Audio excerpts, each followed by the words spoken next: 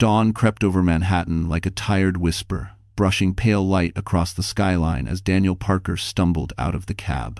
His shirt was wrinkled, his tie half undone, and the faint scent of Olivia's perfume still clung to his collar, a soft, sugary scent that did not belong in a married man's home. He rubbed his temples, still dizzy from the wine at the Ritz-Carlton suite, telling himself that he deserved one night of escape. Just one. Emily would never know. She never knew anything. He tapped his key card and stepped into the quiet, glass-walled apartment overlooking Central Park. Usually, he heard the low hum of Emily's old MacBook Air, or the soft steps of his 8-year-old son Ben, sneaking into the kitchen for cereal. But this morning, the silence pressed against him like a weight. "Em?" he called, kicking off his shoes. No answer. Something felt wrong. The air wasn't just quiet, it was hollow. He walked into the kitchen, expecting to see Emily half asleep with her mug of lukewarm coffee. Instead, the lights were on. One single light above the marble counter, glowing like an interrogation lamp. And there, placed neatly in the center of the counter, was a sheet of white paper. At first he didn't pay attention. He reached for water, trying to wash away the dryness in his throat. Then his eyes caught the title, written in a careful, trembling handwriting he knew too well. "Things his child will never forgive." He froze. There was no signature. No explanation. Just that title. Heavy, cold, merciless. Daniel's heartbeat stumbled. He picked up the paper, expecting some kind of dramatic threat from Emily. Instead, he found something far worse. A list. A list written from the perspective of his own son. "You missed my school concert. You told me you'd come to my game but never showed up. You made Mom cry again. You said work mattered more. You forgot my birthday dinner. You promised to read with me, but you were on your phone. You chose someone else over us." The letters blurred as his vision tightened. He sank into a chair, feeling the weight of each sentence like a blow to the chest. These weren't Emily's accusations. They were memories, Ben's memories etched onto paper with frightening clarity. For the first time in years, Daniel felt fear. Real fear. The kind that crawled into your lungs and stayed there. Where were they? He rushed to the bedrooms empty. The closets half empty. Ben's favorite stuffed bear gone. Emily hadn't written a note. She didn't need to. The list was the note. And as Daniel stood alone in the cold morning light, clutching the paper with shaking hands, he realized something horrifying. Emily wasn't threatening to leave. She already had, and she'd taken Ben with her. But the real shock waited on the back of the page, something Daniel hadn't noticed yet. Emily Parker had always been the kind of woman people described as gentle, the kind who apologized when someone else bumped into her. The kind who made room for everyone except herself. Born and raised in a small Ohio town, she grew up believing that love meant patience, sacrifice, and a quiet willingness to endure. When she met Daniel back when he was just a tired finance intern with dreams bigger than his wallet, she thought she had found a partner who valued the same things. They married young, not the glamorous Manhattan wedding people expected from them years later, but a simple ceremony behind an old church, with folding chairs and paper lanterns. Emily wore a borrowed dress. Daniel wore a suit that didn't quite fit, and both believed they were stepping into a future built on love and teamwork. But life in New York City had a way of reshaping people. When Daniel joined a major investment firm on Wall Street, everything changed. Their apartment grew larger, their dinners fancier, their circle richer. Emily tried to keep up, but she always felt like a visitor in her own life, surrounded by designer handbags and Fifth Avenue boutiques she never stepped into. She traded her teaching job for motherhood, believing it was the best thing she could do for Ben. She adored being a mom, yet behind every smile was a small ache. The ache of disappearing piece by piece. Daniel began working later, traveling more, coming home with stories that didn't quite match the emails she sometimes glimpsed on his MacBook Pro when he forgot to close it. Emily didn't accuse him. She convinced herself she was paranoid. She read self-help books on her Kindle Atomic Habits, the subtle art of not giving a f, trying to fix herself before she dared question her husband. Because that was Emily, always fixing herself first. But the cracks deepened. Ben started asking, "Why does Dad always miss my games?" Emily tried to fill the gap, attending every event with her phone ready to record, so Daniel could watch later. He rarely did. Each broken promise carved a new, smaller version of Emily, one who tiptoed around Daniel's moods, who stayed quiet when he came home, smelling of expensive wine, who pretended not to see the lipstick smudges on receipts he forgot in his pockets. The night before she wrote the list, the night Daniel was at the Ritz-Carlton with Olivia, Emily had sat alone at the kitchen counter, watching Ben sleep on the couch because he'd stayed up waiting for his father. Something inside her cracked in a way she couldn't repair. She finally whispered to herself, "I can't teach my son that this is love." It wasn't anger that pushed Emily to act. It wasn't revenge. It was grief. A deep, quiet grief for the woman she used to be, the teacher with bright eyes, the young wife full of hope. And even deeper than that, it was her love for Ben, who deserved a father who didn't treat him like a nuisance or an afterthought. So she wrote the list. Every line came from a real memory, moments she had witnessed, moments she could no longer soften or excuse. When she finished, she looked at her handwriting, trembling but honest, and something strange happened.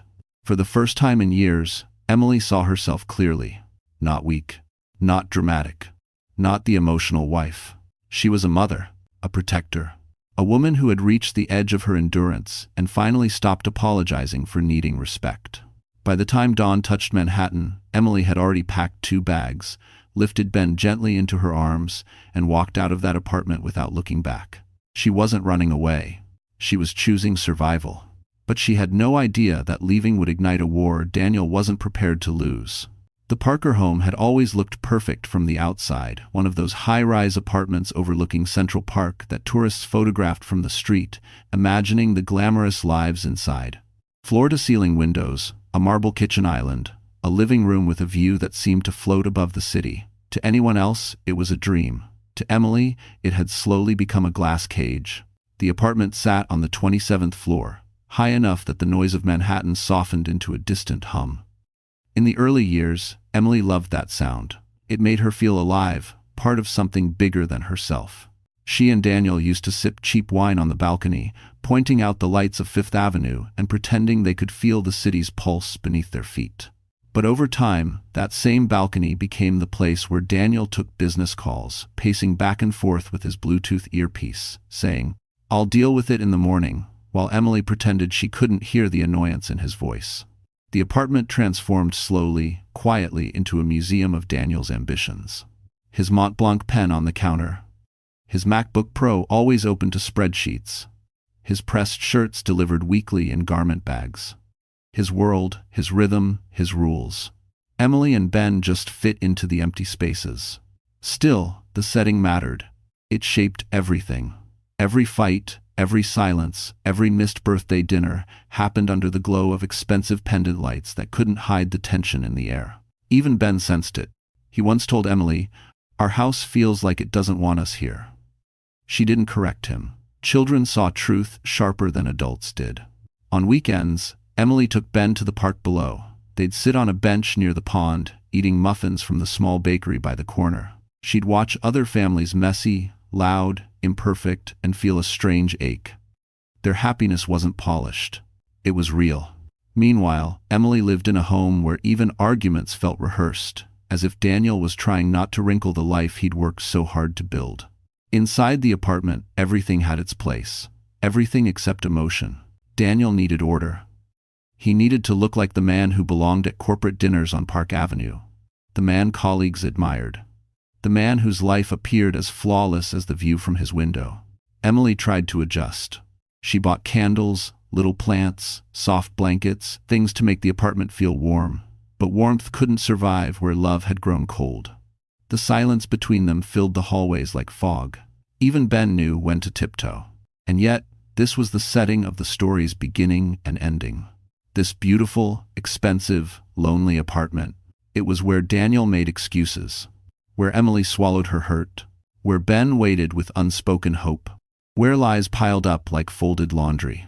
And ironically, it was also where the truth finally landed quietly, brutally on a sheet of white paper left on the kitchen counter. That kitchen was the heart of the apartment. Emily spent most of her days there, tutoring students online from her MacBook Air, helping Ben with homework, reheating leftovers. Daniel never bothered to eat. The counter had been the center of their family life. Birthday cakes, school projects, rushed breakfasts before work. For that very reason, she chose it as the place to leave the list. The moment Daniel walked into that glowing kitchen, the setting he once controlled turned against him. Every polished surface reflected what he didn't want to face. Every piece of furniture seemed to echo the absence of the two people who made the space a home. Now the apartment was just a shell, impressive, expensive, empty, and Daniel wasn't ready for how quickly the world outside those glass walls would close in on him. Because while he searched for them, Emily and Ben were already starting a new life in a place he never thought they'd go. Daniel Parker had not always been the villain of Emily's story. Once, he was the young man who held her hand through New York winters, who stayed up late helping her decorate their first apartment with thrift store furniture. But power has a way of reshaping people, especially in a city where ambition can swallow a man whole. By 36, Daniel had climbed fast through the Wall Street ecosystem. His days were measured in conference calls, stock tickers, and late-night emails typed on a glowing MacBook Pro. He looked the part too. Tailored charcoal suits, smooth hair, polished shoes that never carried a trace of the streets below. He fit effortlessly among men who spent their lives chasing the next bonus, the next luxury, the next validation. Somewhere along that climb, he decided he was entitled to more. At work, he was known as the guy who always got what he wanted, assertive, sharp, aggressive. If a junior analyst crossed him, Daniel didn't yell. He sliced them with calm, precise disappointment that hurt worse. If a deal didn't go his way, he worked the phones until it did. His colleagues admired his drive, even when they feared him. At home, that same drive hardened into something colder. Daniel stopped listening, stopped asking, stopped showing up for the soft, ordinary moments that made a family. When Emily voiced concern, he called her dramatic. When she looked hurt, he said she was overthinking. Whenever she wondered where he was, he insisted she was monitoring him. He never raised a hand, but he raised doubts about her memory, her reactions, her worth. And doubts, when repeated enough, can bruise deeper than fists. But the worst part was his confidence, his absolute belief that he could do anything, and somehow Emily would tolerate it. That arrogance is what opened the door for Olivia Reed. She was young, bright, effortlessly charming, the type of woman who laughed at his jokes and looked at him like he was extraordinary. With her, he felt powerful again, desired, unburdened. Olivia didn't see the man who missed his son's school play. She saw the man ordering a $300 bottle of wine. She didn't see the exhaustion in his marriage. She saw a man in a crisp white shirt at the Ritz-Carlton, offering her the world. Daniel told himself he deserved the escape, that all successful men had complicated lives, that Emily would be fine, that Ben would understand someday. He believed this because no one ever challenged him, until the list. The moment he saw his son's small handwriting, the uneven letters, the painful sincerity, Daniel felt something crack. But even then, his first instinct wasn't guilt. It was fear. Fear of losing control. Fear of scandal. Fear that Emily, the woman he had underestimated for years, had finally reached her breaking point. He wasn't afraid of losing her love. He had thrown that away long ago. He was afraid of losing his reputation, his comfort, his dominant place in the life he dictated. And that fear would drive him to decisions far darker than his affair. Because a man like Daniel never loses quietly, and he was about to prove it. Emily had always imagined that if she ever left Daniel, she'd feel liberated, light, untethered, almost reborn. Instead, the first 48 hours felt like drowning in slow motion. Fear followed her everywhere she went. Even in Grace's warm Brooklyn apartment, surrounded by mismatched pillows and the smell of fresh coffee, Emily's hands wouldn't stop shaking. She kept replaying everything. Daniel's affairs, Ben's quiet disappointment, the countless nights she sat alone at the kitchen table waiting for a husband who never came home on time. Now that she had made the bravest decision of her life, she felt weaker than ever. That morning, after dropping her bags by the couch, Emily had locked herself in the small guest bathroom. She sat on the cold tile floor, legs pulled tight to her chest, trying to breathe. She looked at her reflection in the mirror, red eyes, trembling lips, hair falling loose from the rushed escape, and wondered who she had become. She didn't recognize the woman staring back. "Mom?" Ben knocked gently on the door. "Are you okay?" She pressed her hand to her mouth, willing herself not to cry. She hated crying in front of him. She didn't want him to think he had caused any of this. "I'm okay, sweetheart," she whispered, though the words came out thin and brittle. When she finally stepped out, Grace wrapped her in a hug she didn't know she needed. "It's going to get worse before it gets better," Grace warned softly. "But you're safe. Ben is safe. That's what matters." Still, safety didn't stop the spiral. That night, long after Ben fell asleep on the pull-out couch, Emily sat alone by the window. Brooklyn looked nothing like Manhattan. No towering skyline, no glowing penthouses, no glass walls. Just warm streetlights and the distant sound of a train passing. It felt foreign, and yet somehow more honest. She opened her laptop, intending to begin searching for tutoring work or maybe schools hiring part-time teachers. But instead, she froze. Her fingers hovered over the keyboard, unable to type. What if Daniel took everything? What if she couldn't support Ben? What if she had made a mistake? Her chest tightened. Her breath shortened. Panic hit hard and fast, like someone had wrapped a rope around her lungs and pulled. She stumbled to the kitchen sink, gripping the edge, whispering, "Please, not now." Tears blurred the room. She hadn't had a panic attack in years, not since early marriage, when Daniel's criticism felt like a storm she couldn't outrun. And here it was again, proof that leaving didn't fix everything. But then she felt it, a small hand sliding into hers. Ben. Sleepy, eyes half open, holding his stuffed bear. "Mom," he murmured, "it's okay. I'm here." And just like that, the storm softened. Emily sank to the floor, pulling Ben into her arms. She cried, not the silent tears she always hid from Daniel, but the deep, shaking sobs of someone who had carried too much for too long. Ben didn't say anything else. He didn't need to. For the first time, Emily realized she wasn't collapsing alone. But she also didn't know Daniel was already preparing his next move. Emily woke the next morning feeling like she'd barely slept. Her eyes were swollen, her throat tight, and the ache in her chest returned the moment she remembered she wasn't at home, wasn't in the life she had spent 10 years holding together. Grace had already left for an early meeting, but she'd placed a cup of warm tea and a note on the counter. "You're stronger than you think. Don't forget that." Emily tried to believe it, but Daniel was calling again. 7 missed calls. 3 voicemails. A text that read, "We need to talk. Now." She turned the phone face down before her courage slipped through her fingers. She thought leaving was the biggest step she would take. She thought writing the list was the loudest message she could send. But fate, it seemed, had been hiding one more truth, one she hadn't intended to uncover. Later that afternoon, Grace returned with a folder in her hand. "I need you to sit," she said, her voice unusually tight. Emily's stomach dropped. "Is something wrong with the custody forms?" "No," Grace said slowly. "Something's wrong with Daniel." Emily blinked. "What do you mean?" Grace opened the folder and placed several sheets on the table. Bank statements, transaction histories, hotel charges, transfers, dates, names, and one repeated entry, Olivia Reed. Emily stared at the papers, confusion turning into disbelief. She had expected cheating. She had expected lies. But not this. Daniel wasn't just having an affair, Grace said. He was financially supporting her. Apartment deposits, luxury purchases, vacations, monthly transfers labeled consulting. He's been funding her life, Emily. Emily felt a cold wave rush through her. But why hide all of this? Grace lowered her voice. Because this isn't just infidelity.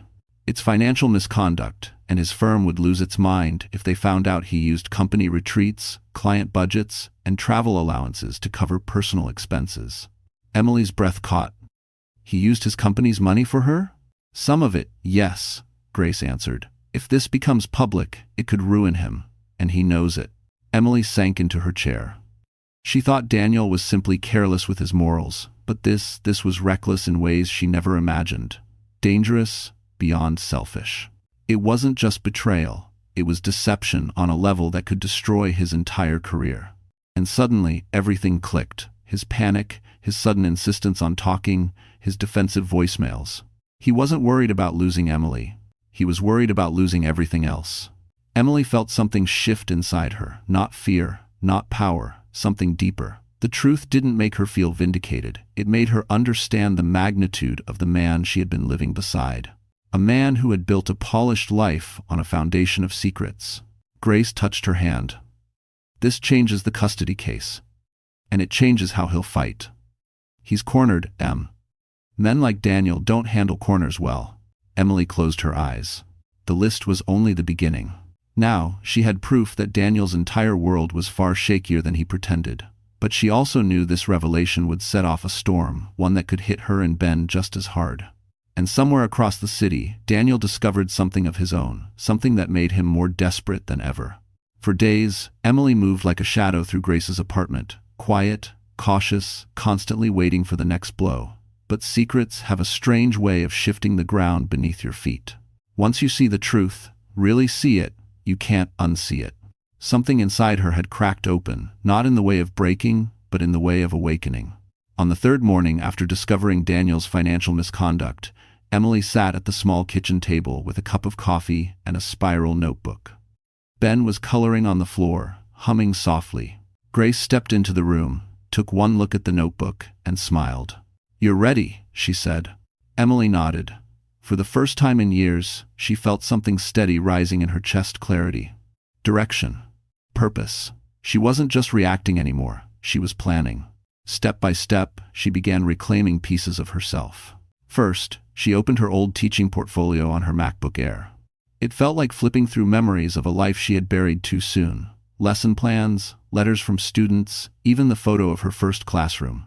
She submitted applications to tutoring centers, after-school programs, and an international school in Brooklyn that Grace recommended.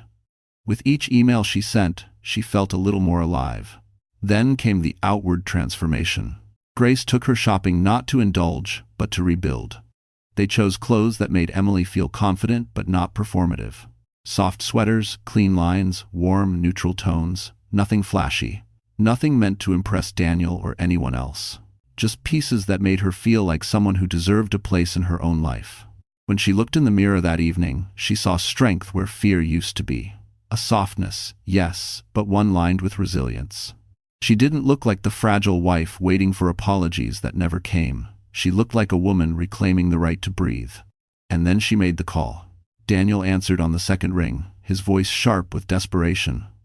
"Emily, finally, we need to talk about Ben, about us, about—" "We'll communicate through lawyers," she said calmly. He went silent. "This isn't a negotiation," she added. "It's a boundary." Davis.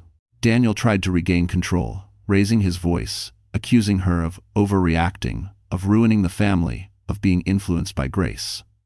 But Emily didn't respond with tears this time. She didn't shrink. She ended the call with a quiet, firm, "This conversation is over." It was the first time she had ever hung up on him.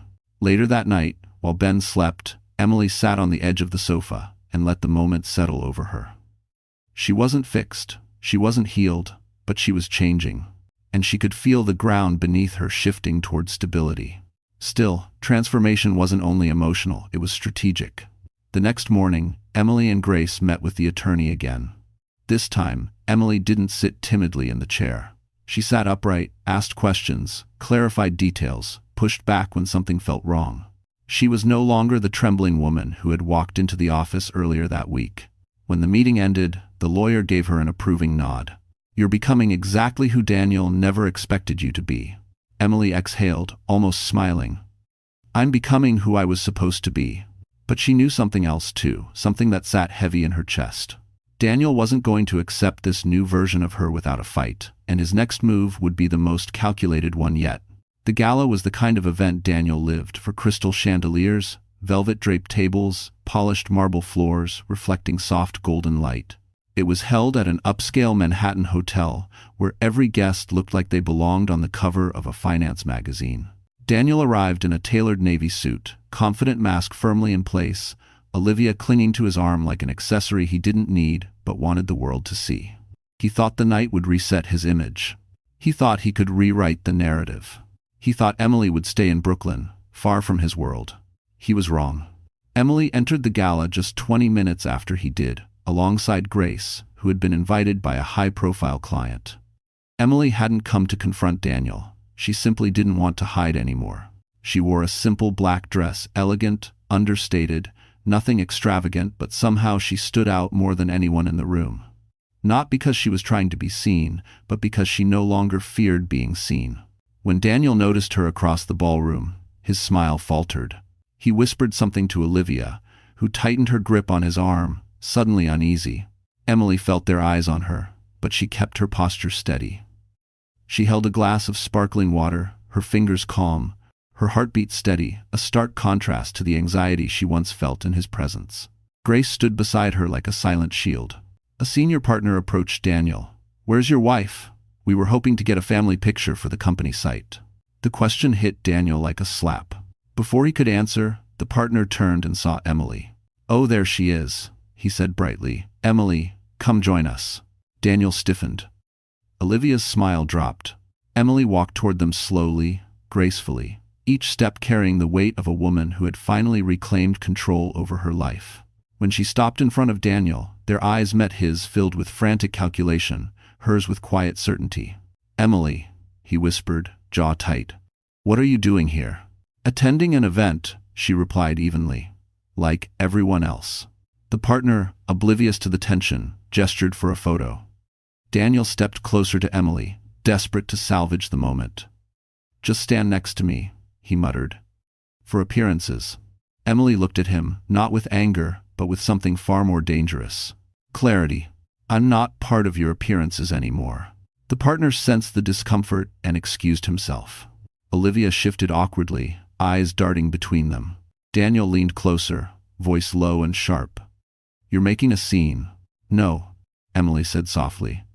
"You made the scene. I'm just done cleaning up after it." For a moment, the entire ballroom seemed to pause. The music, the chatter, the clinking glasses, it all faded behind the electric silence between them. Daniel's mask cracked. "You don't understand what you're risking." Emily tilted her head, her voice steady as stone. "No, Daniel. You don't understand. I'm not afraid of you anymore." It wasn't loud. It wasn't dramatic. But it was devastating. Daniel stepped back as if struck, his grip on Olivia slipping. Emily turned away, walking back toward Grace with the calm dignity of a woman who had finally stopped shrinking to fit into someone else's world. And Daniel realized, for the first time in his life, he was losing control. And losing her in public was only the beginning. 2 months after the gala, the storm had finally begun to settle, not because Daniel wanted peace, but because Emily had stopped giving him the power to create chaos. Her life no longer revolved around waiting for the next explosion, the next excuse, the next apology that never came. She had built something quieter, steadier, and real. Her new apartment in Brooklyn was smaller, humbler, and nothing like the glass tower she'd left behind. The windows overlooked a tree-lined street instead of Central Park, and the kitchen was half the size she was used to, but it was warm, lived in, honest. Ben had taped his drawings on the fridge, and the place always smelled faintly of Grace's favorite cinnamon candles. Here, Emily could breathe again. She spent her mornings tutoring students from her small wooden desk, sipping hot coffee while sunlight stretched across the living room rug. Ben came home from school with stories he couldn't wait to tell, her stories that didn't include disappointment or waiting at a window for a father who wouldn't show. Emily had feared she was breaking her son by leaving. Instead, she discovered she had freed him. The court's ruling arrived quietly on a Wednesday afternoon. Emily had been folding laundry when her phone buzzed. She opened the message, read the words twice, then sank onto the couch in disbelief. Primary custody granted to the mother. Visitation for the father to be supervised for the foreseeable future. It wasn't victory. It wasn't revenge. It was protection. Ben walked in minutes later, dropping his backpack on the floor. "Mom, can I sit with you?" He crawled onto the couch, resting his head on her shoulder, unaware of the legal miracle that had just reshaped his childhood. Emily pressed a kiss to his forehead, her eyes flooding not with sadness, but with the overwhelming relief of knowing she had done right by him. Daniel, meanwhile, was unraveling.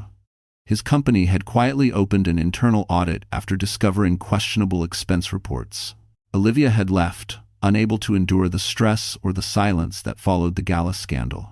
He still lived in the luxurious apartment, but it echoed more loudly now, every room a reminder of what he lost because he chose ego over love. One evening, during a scheduled supervised visit, Ben handed Daniel a folded piece of paper. Daniel's hands trembled, fearing another list, another indictment of everything he'd done wrong. But when he opened it, he found only 3 words, written in simple, uneven handwriting. "Please do better." It wasn't forgiveness. It wasn't hatred. It was a chance. A chance Daniel knew he didn't deserve, but desperately needed. That night, Emily watched Ben sleep, tucked beneath his blue blanket, face calm in the soft lamplight. She sat beside him, gently smoothing his hair, and whispered the words she wished someone had told her years earlier. You are worth staying for. You are worth fighting for. And you are never, ever the reason someone chooses wrong. Thanks for watching. When she rose from the bed and looked around her small Brooklyn home, she realized something powerful, something liberating. She hadn't lost a life. She had reclaimed one. A life where her voice mattered, where her son felt safe, where love wasn't an apology waiting to happen. And as she turned off the light, Emily knew this was only the beginning. Because women like her don't break, they rise. Daniel had always believed he was the kind of man who could fix anything with a firm handshake, a strategic apology, or a well-timed distraction. He built his entire identity around control, controlling his image, his career, his marriage, the narrative everyone else saw. But after the court ruling, after Emily's calm refusal to bend, after Ben's heartbreaking note asking him to please do better, something in Daniel began to sink in a way he couldn't ignore. For the first time in his adult life, Daniel Parker felt small. He sat alone in his penthouse, staring out over Manhattan's glittering skyline. A city he once owned now felt impossibly far away. The glass walls that used to make him feel powerful now made him feel exposed, like anyone could see straight through him. The silence in the apartment was suffocating. It wasn't the peaceful kind, it was the kind that made him replay every decision he'd ever made. He poured himself a drink, but couldn't bring himself to swallow it. His hands trembled, his thoughts scattered. The reflection staring back at him in the window didn't look like a successful man at the peak of his career. It looked like someone who'd run full speed into a wall he didn't see coming. The internal audit at work was getting louder. His managing director had called him into the office, cold-faced and formal, asking about unusual travel charges. Daniel lied, he always lied, but this time, the lie didn't land softly. The MD simply nodded, expression unreadable, and dismissed him with a curt, "We'll follow up."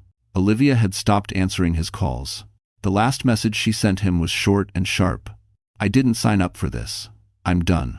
Even the luxury around him felt different now. His Rolex heavy, his suits constricting, his expensive furniture looking more like props in a life he no longer recognized. Daniel had spent so long impressing strangers that he never realized he'd stopped mattering to the two people who once loved him without conditions. But the moment that broke him wasn't losing Olivia, or even facing investigation at work. It was a voicemail from Ben. A soft, hesitant voice saying, "Dad, I hope you're okay. I miss when you used to read to me." Daniel sank into a chair, choking on a breath he didn't know he'd been holding. Memories hit him, Ben laughing in the park, falling asleep on his chest, running into his arms after school. Moments Daniel had pushed aside because he told himself he was too busy providing. Now he had everything money could buy and no one to share it with. For the first time, Daniel understood the full weight of Emily leaving. Not as a punishment, not as revenge, but as the natural consequence of becoming a man who didn't deserve the family he once took for granted. He stood up suddenly, pacing, gripping his hair. He needed to fix this. He needed to fix himself. But how? Where did a man even begin, after burning everything down? He grabbed his coat, heart pounding, and rushed toward the elevator. There was only one person who could tell him whether he still had a chance to be part of his son's life. And he was terrified Emily might not open the door when he arrived. Emily had just finished clearing the dinner dishes when she heard a knock on the apartment door. Sharp, hurried, too familiar. Her stomach tightened. Grace looked up from the couch, raising an eyebrow. They both knew who it was before she even touched the doorknob. Daniel. She opened the door only halfway. He stood in the hallway looking exhausted, his hair disheveled, his coat thrown on crookedly, eyes red like he'd run here or cried on the way, maybe both. "Emily," he breathed, "please. I need to talk." She didn't move aside. "It's late, Daniel. I know. He swallowed hard. "I'm losing everything." Emily kept her expression steady. That sentence, years ago, would have pierced her heart. But tonight, it didn't.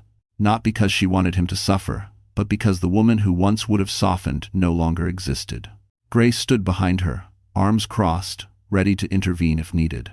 Daniel took a shaky breath. I read Ben's message again. Please do better. His voice cracked. I don't know how to fix this, Emily. That's the problem, she replied.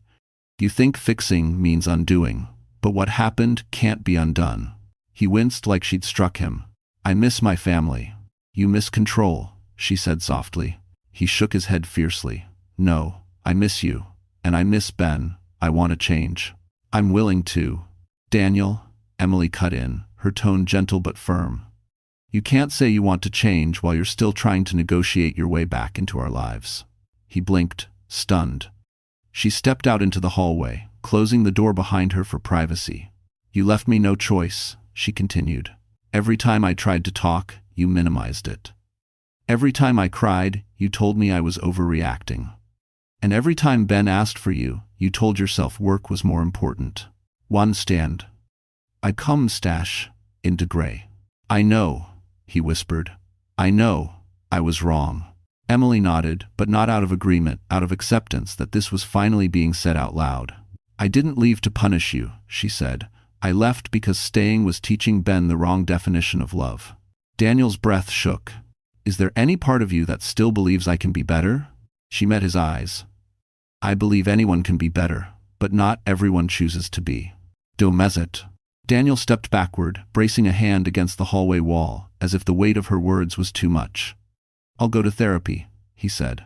I'll take accountability. I'll do whatever it takes. Just don't shut me out of Ben's life. Emily inhaled slowly. This was the moment she had feared, the moment compassion and boundaries collided. But the strength she'd fought to rebuild steadied her now. You can still be in Ben's life, she said, but not like before. Not on your terms. It's Grashan. His voice was barely audible. What do you mean? You'll follow the court's arrangement. You'll attend therapy, real therapy, and you'll show up for your son consistently, not when it's convenient. He nodded quickly, desperate. I can do that. And Daniel, she paused, this isn't about winning me back. That part of our story is over. His face crumpled not in anger, but in heartbreak. Emily stepped forward, placing a calm hand on the doorknob. If you want to rebuild anything, start with yourself, and start with being the father Ben deserves. She opened the door to walk back inside. Daniel reached out slightly, as if wanting to stop her, but not daring to. Emily, he whispered. Thank you for not giving up on me completely. She paused. I'm not doing this for you, Daniel. I'm doing it for the little boy who still believes you can be better. The door closed softly between them, but as Daniel left the building, head lowered, neither of them realized a far more serious threat was already forming, one that could shatter the fragile peace just beginning to grow. Emily thought the hardest part was behind her. After weeks of tension, court hearings, and emotional unraveling, she finally had boundaries in place, stability for Ben, and a sense of peace she hadn't felt in years. But life has a cruel talent for testing people just when they start to breathe again. It started with a phone call Grace received early one morning.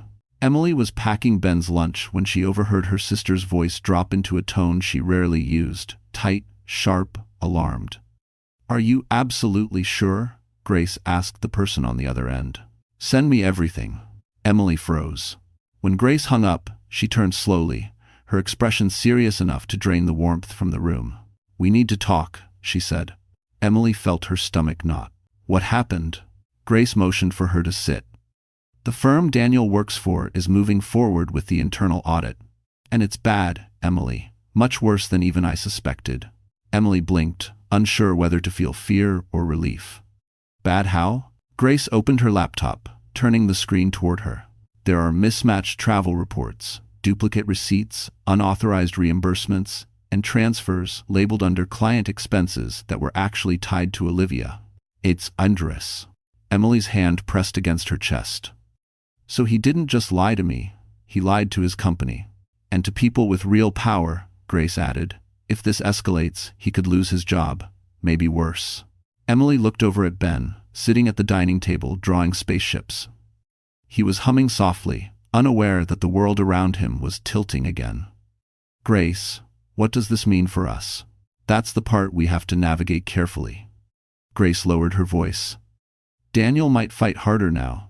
Desperate people make reckless choices. Emily felt a chill run through her. She had seen Daniel desperate before when he was cornered emotionally. But if his career, reputation, and financial security were threatened, the situation could become unpredictable. By late afternoon, the forecasted storm hit. Daniel showed up at the apartment unannounced. This time, he wasn't angry, he wasn't crying, he wasn't apologizing. He looked terrified. "Emily," he said the moment she cracked the door. "I need your help." Her eyebrows shot up. "My help?" He nodded rapidly. "My firm thinks I misused funds. They think Olivia was involved with Ask." He broke off, running a hand through his hair. "I didn't think it would get this bad." Emily remained silent, stunned by the audacity of the situation. After everything he put her through, he now expected her to save him from the consequences of his own betrayal. Daniel stepped closer. "If they fire me, if they report me, I could lose everything." "To thirst?" "You already did," Emily whispered. He flinched. "I'm not asking you to lie," he pleaded. "Just don't say anything that makes it worse. Don't let them use the list or the hotel records as leverage." Emily inhaled slowly. "Daniel, I haven't spoken to your firm. I don't plan to. Whatever happens is between you and them. I won't protect you from accountability."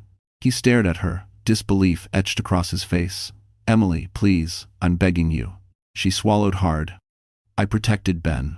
I protected myself. I won't protect your mistakes." His shoulders sagged, the last thread of his confidence snapping. Before she could say anything else, Grace appeared behind her. "You need to leave, Daniel," she said firmly. "This is not the place for this conversation." Daniel looked at both women, defeated, lost, and something else, something darker. Fear. Not fear of the audit. Fear of what he might become if he spiraled any further. And as he left, Emily leaned against the door, trembling, realizing something unspoken but terrifying. The man she once married was no longer predictable, and the fallout of his unraveling was only beginning. Olivia Reed had been silent for weeks, no calls, no texts, no late-night messages, dripping with charm and false promises. She had vanished the moment Daniel's life began to collapse, like smoke blown out of a broken window. Emily assumed she'd fled to avoid the fallout. Grace assumed she was protecting herself. Daniel assumed she simply didn't care. But the truth walked straight up to Emily's Brooklyn apartment on a rainy Thursday afternoon. Emily was helping Ben with homework when the intercom buzzed. She expected Grace, maybe a package. Instead, a soft, trembling voice came through the speaker. "Emily, it's Olivia. Please, I need to talk to you." Emily froze, the pencil slipping from her hand. Ben looked up, confused. Grace, sitting on the sofa, reviewing case notes, stiffened instantly. "Do not let her in," she warned. But something in Olivia's voice, in the way it cracked, made Emily's heart tighten. "Grace," she whispered, "what if it's important?" Grace exhaled sharply. "Fine, but she doesn't come in. Lobby only." Minutes later, Emily stepped into the small lobby of the building. Olivia stood there, drenched from the rain, her mascara smudged, her hair plastered to her face. She looked nothing like the polished woman who once posed beside Daniel in expensive restaurants and hotel lobbies. She looked scared. "Emily," she breathed, "thank you for coming." Emily didn't offer a smile. "What do you want?" Olivia wrung her hands. "I know you hate me, and you should, but I need you to understand.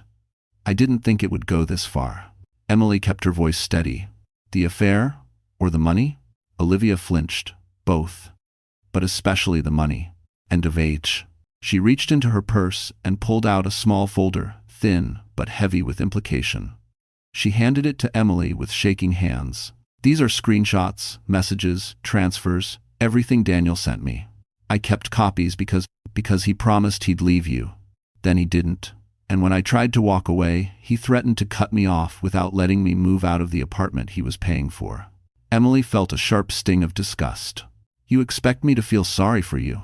"No," Olivia whispered. "I expect you to understand why I'm doing this now." Emily opened the folder. Transactions, hotel confirmations, an email from Daniel instructing Olivia to use the corporate card no one will check. A voice memo of Daniel saying, "My wife doesn't need to know anything. She never does." Emily's stomach twisted. "This audit?" Olivia said softly. "It's going to get worse. They're digging into everything. And his firm is ruthless. If they find out he used company funds for personal use, they'll bury him." Emily swallowed hard. "Why bring this to me?" "Because I need protection. Olivia confessed, voice shaking. And because Daniel is spiraling, he's blaming me, he's blaming you, he's blaming everyone but himself. Emily's breath hitched. Olivia leaned forward. You need to be careful. He's not thinking clearly anymore. He's angry, desperate, cornered. Emily's pulse quickened. Grace would have pulled her out of the lobby if she'd heard that. And one more thing, Olivia added, voice barely above a whisper. The night he found your list, he told me something that scared me. Emily's heart pounded. What did he say? Olivia hesitated, then exhaled shakily. He said, if he can't have the life he built, then no one else deserves to keep theirs. A chill ran through Emily's entire body. Olivia wiped her eyes. I'm sorry. I really am. But please, protect yourself. And protect Ben. Emily stood frozen in the lobby long after Olivia left, rain still echoing softly against the glass doors. Because in that moment, she realized this wasn't just a custody battle anymore. It was becoming something far more dangerous. Emily thought she had seen the worst of Daniel, his arrogance, his manipulation, his carelessness with people's hearts. But Olivia's warning replayed in her mind like a broken record. He said if he can't have the life he built, then no one else deserves to keep theirs.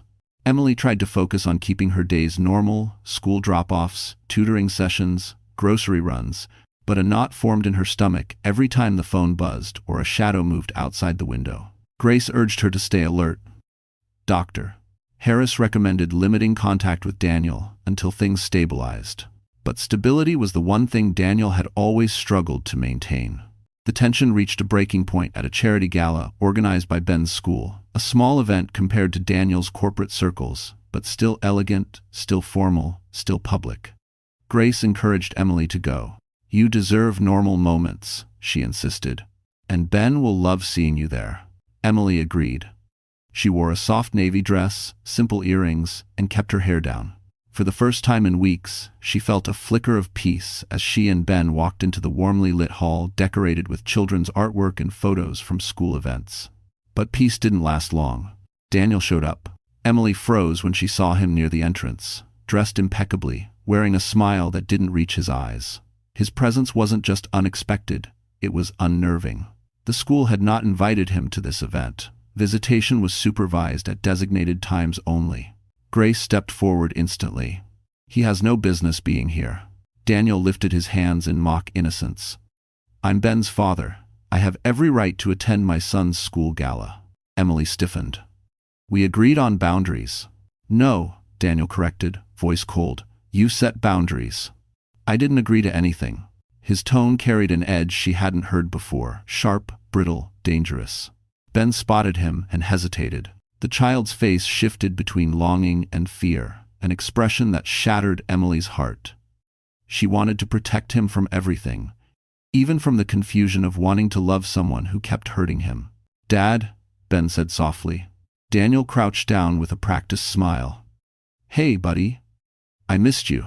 Emily stepped closer. Daniel, this is not the time or place.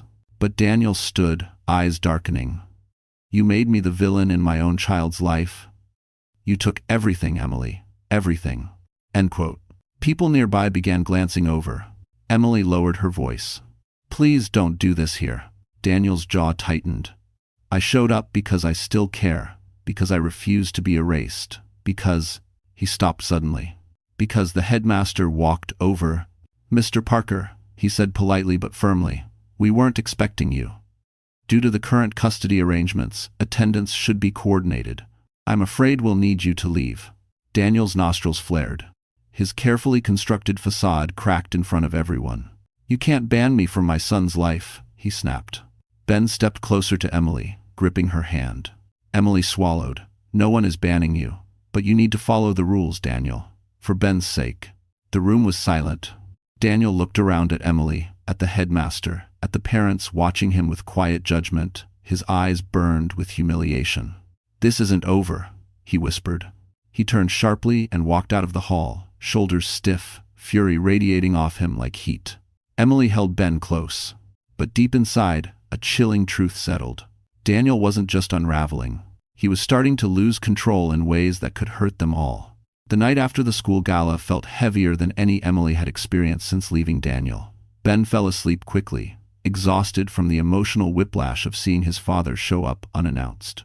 Grace stayed up late in the living room, working with one eye on the door, as if expecting danger to knock again. Emily tried to read, tried to distract herself, but the words on the page kept blurring. She couldn't shake Daniel's face from her mind, the fury, the humiliation, the wild look in his eyes as he hissed, "This isn't over." She had seen Daniel angry before, but this was different. This wasn't the irritation of a man inconvenienced by his wife. It was the rage of someone watching his carefully constructed world collapse, brick by brick. At nearly midnight, just as Emily was drifting into a fragile sleep, her phone buzzed on the nightstand. A message from an unknown number. Then another. Then another. Grace, hearing the vibration, knocked softly and entered. "What is it?" Emily turned the screen over with trembling hands. Photos. Dozens of them. Pictures from their old life. Family vacations, dinners, Daniel holding Ben in the hospital the day he was born. Pictures he must have spent hours scrolling through, each one sent to her one after another like emotional bullets. Then came a voice memo. Grace grabbed the phone. "Don't. We don't know what he..." But it was too late. Emily had already tapped play. Daniel's voice spilled into the room, slurred, angry, unraveling. "You ruined everything. You took my son, my family, and you think you get to move on? No. No, Emily. You don't get to pretend the past didn't happen. I gave you a life, a home, everything, and you threw it away." Grace's expression changed instantly, sharp concern, bordering on fear. "He's drunk. And spiraling." The memo continued, darker now. "You want to embarrass me? Fine. But don't think you're safe. Don't think people won't see who you really are. You pushed me. You pushed all of this. And I'm done being the one who loses." Emily's blood ran cold. She whispered, "This isn't him." But even she knew that wasn't true anymore. Grace grabbed her coat. "We're going to the precinct." Emily's eyes widened. "Now? What do I even say?" "That you fear for your safety," Grace said firmly. "That you have a child to protect. That he's unstable, has violated boundaries, and is showing signs of emotional volatility." "Emily, this isn't optional. It's matter." But before they could leave, another message arrived. A screenshot, a map, a pin dropped, a location. Daniel was outside. Right outside the building. Emily's breath hitched, her heart pounding violently. Grace peered through the blinds. Down on the sidewalk, partially hidden beneath a street lamp, stood Daniel motionless, staring up at the building like a ghost anchored to the concrete. Emily grabbed Ben from his bed, holding him close even in his sleep, her body shaking. Grace dialed 911 instantly. "Do not open the door," Grace whispered. "Do not go near the windows." Sirens soon grew louder, echoing down the block. Daniel didn't run, didn't shout, didn't move. He just stood there until the police approached and asked him to leave the premises. He complied, but not before saying something quietly to the officers, something Emily couldn't hear. The moment the police car pulled away, Emily felt her knees buckle, and Grace caught her before she hit the floor. It wasn't just fear now. It was realization. Daniel had crossed a line he could never return from. And Emily finally understood the danger wasn't coming. It was already here. The next morning, Emily sat in the family courthouse, with her palms pressed tightly together, willing them not to shake. She hadn't slept. Neither had Grace, who sat beside her with a protective stare sharp enough to slice through steel. The events of the previous night, the messages, the voice memo, the sight of Daniel standing outside their building played in her mind like a loop she couldn't shut off. But today wasn't about fear. Today was about proof. Daniel entered the courtroom moments later, escorted by his attorney. His appearance was startling. He looked older, thinner, and shaken in a way that made even the judge glance twice. The confident Wall Street facade was gone. His suit fit awkwardly, his tie hung crooked, and his eyes seemed wild with exhaustion. Emily avoided his gaze. The judge cleared her throat. "We are here today to address concerns regarding Mr. Daniel Parker's recent behavior and the petition to modify the custody agreement for the safety of the child." Daniel's attorney stood. "Your Honor, my client experienced a moment of emotional distress last night. He had no intention of causing harm." Grace cut in sharply. "We have evidence of his intentions."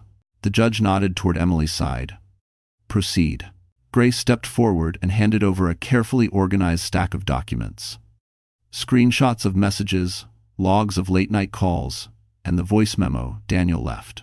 The judge listened, headphones on, face tightening with every second. When she finished, she removed the headphones slowly, deliberately. "Mr. Parker, this is concerning." Bras. Daniel stood abruptly. "Your Honor, I wasn't threatening her. I was trying to talk to my wife." "Ex-wife," Emily corrected silently. "She left me," Daniel continued, voice cracking. "She took my son, she destroyed my life, and you chose to stand outside her home at midnight after sending emotionally volatile messages," the judge interrupted sharply. "Do you understand how that appears?" Daniel opened his mouth, closed it, then whispered, "I just wanted to see them."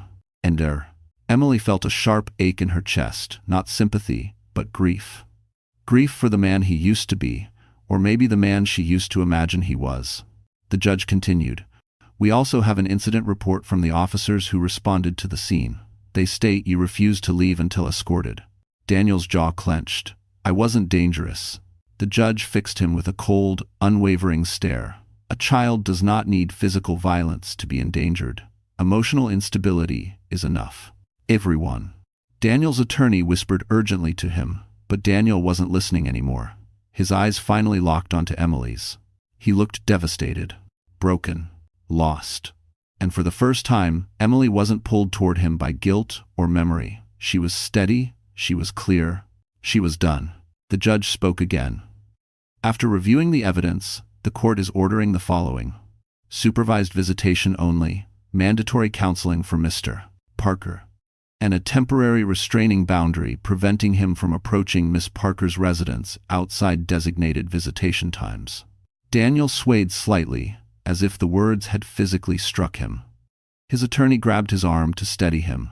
Then came the final blow. "Furthermore," the judge added, "given the ongoing internal investigation at Mr. Parker's firm, the court will revisit custody once more information becomes available." Daniel's lips parted. "My job has nothing to do with my ability to parent. It has everything to do with stability," the judge replied. Emily inhaled slowly. This was it. The consequence Daniel never believed would come. As the judge adjourned, Daniel sank into his seat, hands covering his face. Emily stood, whispering to herself, "This is for Ben. This is for us." Grace placed a reassuring hand on her back. But just as they were about to leave, Daniel's attorney called out, "Miss Parker, there's something you need to know." Emily turned slowly, heart thudding, and the revelation that followed would shift the entire battleground once again. Emily froze in the doorway of the courtroom as Daniel's attorney approached, clutching a slim black folder as if it were radioactive. His expression held no hostility, only dread, the kind that suggests the truth inside those pages was heavier than anyone was prepared to carry. Grace stepped forward immediately. "If this is some tactic to intimidate my client—" "It isn't," the attorney interrupted quietly. "This is something neither of you know about, and you need to." Emily's pulse quickened. "What is it?" He hesitated before handing her the folder. "Daniel asked me to give you this if things went badly today. He didn't want you blindsided." Emily exchanged a sharp look with Grace. Daniel didn't want her blindsided?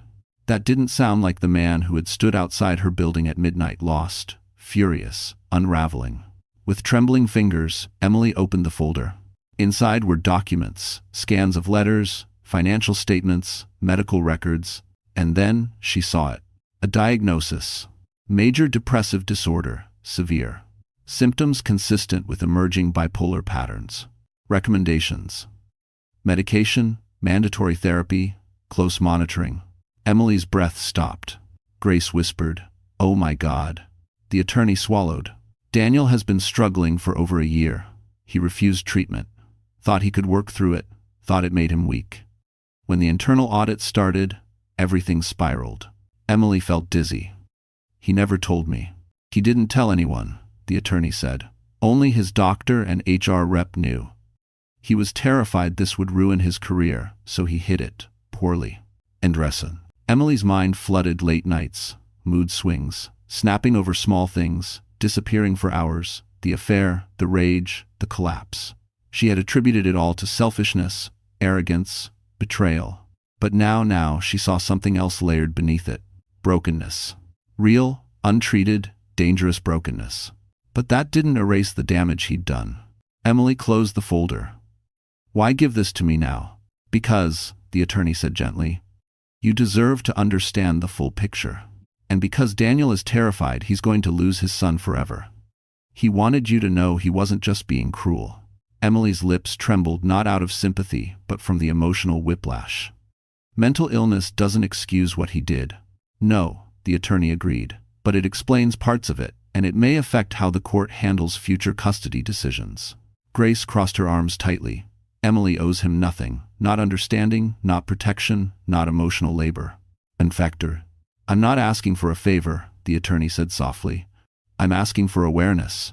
Emily glanced over at Daniel. He sat alone in the courtroom, head bowed, shoulders shaking not in anger, but in absolute defeat. He looked nothing like the polished man she once married. He looked like someone drowning silently in his own mind. And despite everything, despite the affair, the lies, the manipulation, Emily felt a small ache. Not for their marriage. Not for the man he used to be. But for Ben. Because a child shouldn't have to carry the weight of a parent's collapse. Emily inhaled slowly, closing the folder. "What happens now?" The attorney's expression darkened. "The firm has accelerated its investigation. And if they press charges, Daniel could face far more than job loss." Emily felt her world tilt again. "And the worst part?" the attorney added. Grace stiffened. "What now?" "Daniel knows. He found out this morning. And he's desperate. Which means..." He looked directly at Emily. "This situation is far from over." Emily felt a chill crawl down her spine. Because a desperate man isn't just unpredictable. He's dangerous in ways no court order can fully contain. The next custody review hearing was scheduled just a week after Emily received the folder. It felt impossibly soon, too soon for her heart to steady, too soon for the dust of everything she had learned to settle. But time didn't wait for healing, and court schedules certainly didn't either. Emily walked into the courthouse with Ben's small hand wrapped tightly around hers. Grace escorted them, fierce and steady. Daniel was already inside, sitting alone at the table reserved for the respondent. His shoulders were hunched, his face pale, his hair unkempt. He looked like a man who hadn't slept in days. And Emily knew he probably hadn't. When the hearing began, the judge reviewed the previous ruling, Daniel's mandated therapy attendance, and the new documents submitted regarding his firm's ongoing investigation. Daniel barely looked up. Every word seemed to push him deeper into the chair. Then the judge said something that made Emily's breath stop. "I have reviewed the request from the child therapist, Dr. Harris. Given the circumstances, and with parental consent, I will allow the minor child to participate in a brief, supervised statement privately, with only myself, counsel, and the court reporter present."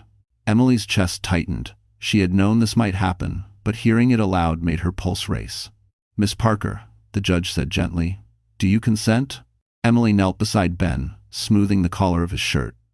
"You don't have to be scared," she whispered. "Just tell the truth. Whatever you feel, I'm right here." Ben nodded, eyes wide but brave. Daniel rose shakily. "Your Honor, please, don't make him do this. He's just a kid." The judge looked at him, stern yet calm, and that is exactly why his voice matters. A court officer escorted Ben to the adjoining room. Emily felt her heart being carried away with him. Every instinct screamed to protect him, shelter him, shield him from the ugliness his father had created, but she also knew this was his chance to finally be heard. Minutes passed like hours. Inside the private chamber, Ben sat in a small chair, feet dangling. The judge smiled warmly. "Hi, Ben. I just want you to tell me how you feel. No right or wrong answers, okay?" Ben nodded. "Okay. Do you like spending time with your mom?" "Yes," he said softly. "Mom listens. Mom doesn't get mad at me." "And with your dad?" Ben hesitated. "Dad used to be fun." "Used to be?" the judge asked gently. Ben stared at his sneakers. "He changed. He's different. He forgets things. He shouts sometimes. He tells Mom it's her fault when he's sad." The judge leaned forward. "Do you feel safe with your dad?" A long pause. Ben's eyes filled with tears. "I feel scared, not because he hits me, he never does, but because I never know if he's happy, dad, or angry dad.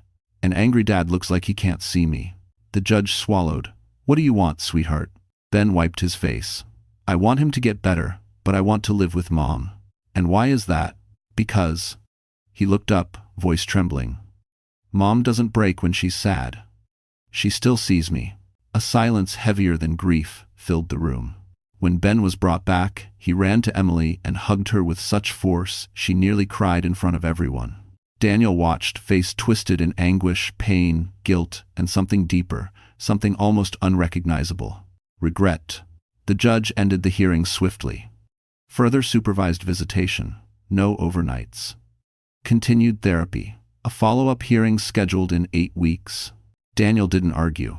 He simply stared at his son, tears sliding silently down cheeks, once too proud to bend. Emily knew it then. This was the moment the truth had finally been spoken. Not by her. Not by Grace. Not by lawyers.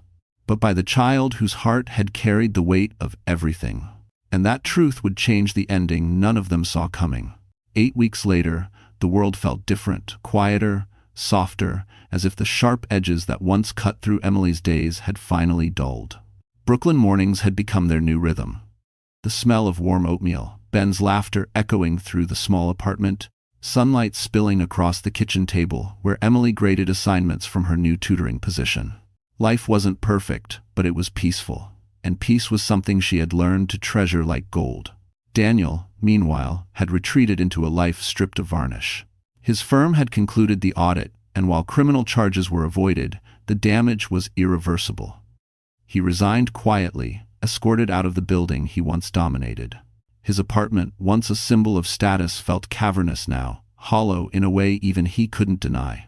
Therapy was mandatory, and he attended every session, not out of obligation, but because the alternative felt too dark to face alone. Today was the final review hearing. Emily stood outside the courthouse with Ben, holding his hand as the spring wind brushed through their hair. Grace joined them moments later, giving Emily a reassuring nod.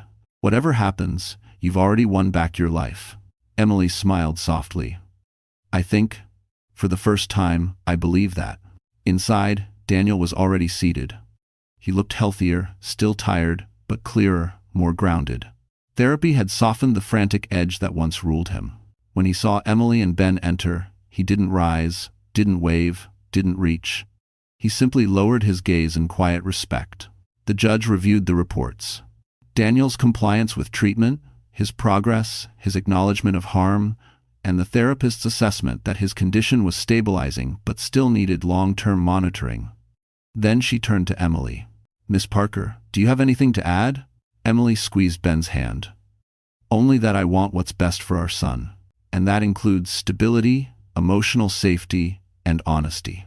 The judge nodded. "And you, Mr. Parker?" Daniel stood slowly.